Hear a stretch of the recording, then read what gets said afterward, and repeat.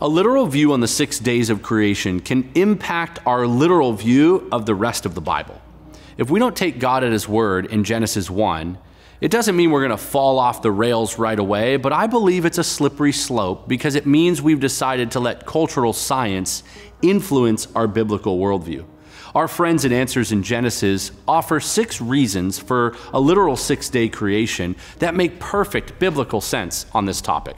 Simon Turpin is the executive director of Answers in Genesis in the UK, and he provides these creation basics. First, evening and morning qualify the length of a day.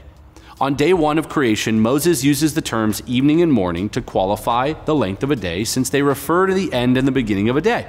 The length is defined in Genesis 1:5 by a numerical quantifier that is 1 day. In the Hebrew, Yom Ehad.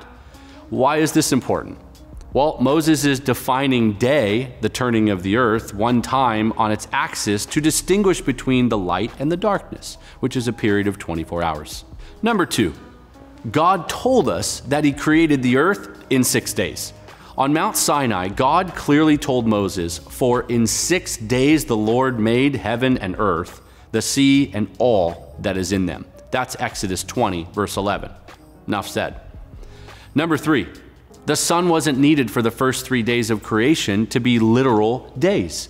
Some people believe that the first 3 days cannot be ordinary days because the sun wasn't made until day 4. However, this argument presupposes that the sun is necessary to have a day marked by evening and morning.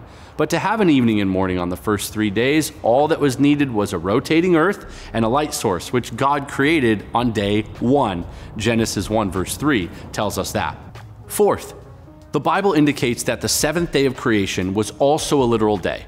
Those who think that day 7 is not a 24-hour day because it lacks that refrain, evening and morning, misunderstand the use of this phrase throughout the creation week.